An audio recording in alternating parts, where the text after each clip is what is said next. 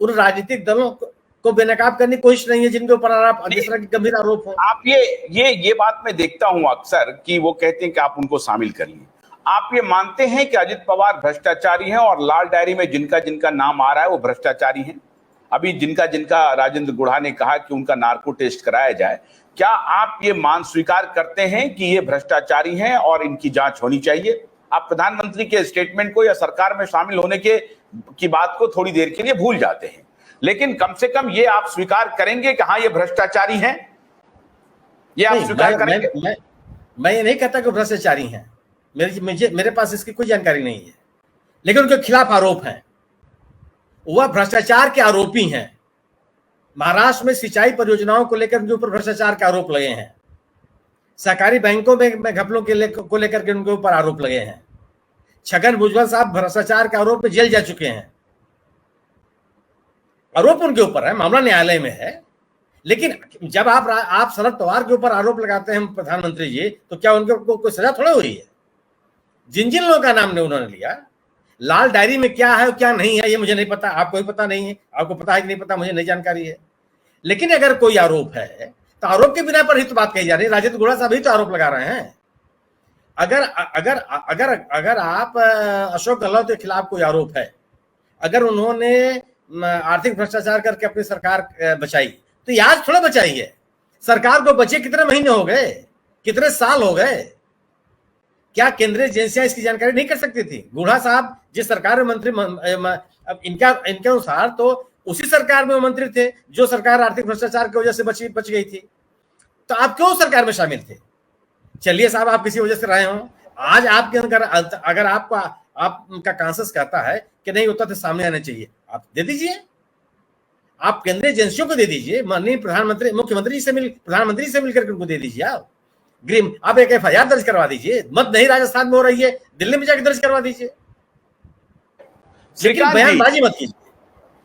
श्रीकांत जी, क्या आपको लगता है कि प्रधानमंत्री का जो ऑरा है वो घट रहा है और स्वयं अपने ऑरे को एक प्रकार से कंप्रोमाइज कर रहे हैं प्रधानमंत्री जी? एक तरफ तो हाईएस्ट पेडेस्टल पे वो अगर विदेश में भाषण देते हैं तो बड़ी बात कहते हैं देश के लिए, उनको कहना भी चाहिए, देश के प्रधानमंत्री हैं, वसुधैव कुटुंबकम की बात करते हैं, भारत की डेमोक्रेसी की बात करते हैं, भारत के वाइब्रेंट लेगेसी की बात करते हैं। दूसरी तरफ आकर के देश में जब वो प्रचार में जाते हैं और वो चुनावी प्रचार में जाते हैं, कहते कुछ हैं, करते कुछ हैं, कहते हैं कि हम भ्रष्टाचारी को छोड़ेंगे नहीं, ये मेरी गारंटी है, और उसके बाद जिनके ऊपर संगीन आरोप है, शुक्ला जी कह रहे हैं अभी, आप उनको सरकार में शामिल करा लेते हैं। तो कथनी और करनी में जो बेमेल है, इससे क्या प्रधानमंत्री की साख नहीं गिर रही है? क्या प्रधानमंत्री को ऐसा करना चाहिए? अगर करना चाहिए तो उससे क्या साख बढ़ रही है?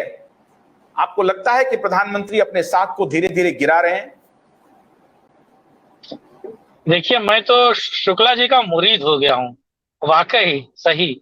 और मुझे लगता है कि वाक्य पटुता पे अगर कोई पुस्तक लिखी जाए तो उसमें पहले पन्ने पर इनका जिक्र होगा। और वाघ देवी जो हैं वो कम से कम इन पे इतनी प्रसन्न है और बातों की इतनी बढ़िया ये मुझे लगता है खिचड़ी बनाते हैं, जितनी मुश्किल ही मुझे लगता है कि कोई और बना पाएगा। देश में दो ही लोग हैं जो अपने शब्दों की राजनीति करते हैं, एक मोदी जी और दूसरे शुक्ला जी।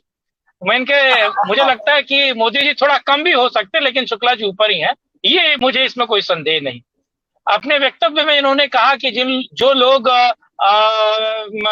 दोषी थे, जिनको नरेंद्र मोदी दोषी कह रहे थे, उनके साथ वो सत्ता में आ जाते हैं। अब ये समझना पड़ेगा कि चलिए, एंड ऑफ द डे आपने कहा तो सही कि वो लोग दोषी हैं, आप कह तो रहे कि उस पर तमाम आरोप थे।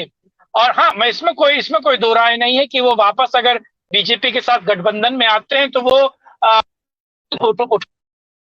सबसे बड़ा है कि अगर कुछ ऐसा हो रहा है, क्या आपको मेरी आवाज आ रही है? बिल्कुल आ रही है, बिल्कुल आ रही है, बोलिए। हाँ, आ रही है। ये कुछ ऐसा हो जिसमें ये तमाम आरोप सिद्ध हो रहे हो और ये इनके इन प्रकारेण सत्ता को बनाए रखना और सत्ता में बने रहने की लोलुपता या चाहत, अगर राजस्थान के मुख्यमंत्री वो तो जादूगर हैं, और जादूगर जो है, अगर उनके पास ऐसा कुछ है और वो सारी चीजें खुल कर आ रही है, तो इसमें समस्या क्या है? और अगर उसमें जांच केंद्रीय एजेंसियां करेंगी और इस देश का सर्वमान्य और 2 बार परखा हुआ, अलग अलग राज्यों में परखा हुआ, 2-3 राज्यों में भले उनके चेहरे पर वोट नहीं मिले हो, लेकिन ऐसा व्यक्ति अगर लोगों के बीच कह रहा है जिसपे 0 करप्शन के चार्जेस हैं, और अगर सोनिया गांधी और राहुल गांधी जेल जाते जाते बचे हैं, जेल के चौखट पर माथा टेक कर आए हैं सुप्रीम कोर्ट के कारण, और अपने कमिटमेंट को लेकर या फिर नरेंद्र मोदी इस बात को लेकर बिल्कुल क्लियर हैं कि जो दोषी है, जो करप्शन के चार्जेस जिन पर है, उन लोगों को हम जेल भेजेंगे। तो अगर ऐसा चल रहा है जिसमें सोनिया गांधी और राहुल गांधी लपेटे में आए, प्रियंका पे भी बात चल रही है और तमाम कांग्रेस के नेताओं पर बात चल रही है। मैं अब ईडी पर आप आएंगे तो देखिए, ईडी ने अभी गुजरात के एक बीजेपी नेता को 452 करोड़ रुपए के हेर फेर के मामले में गिरफ्तार किया है। ईडी और सीबीआई लगातार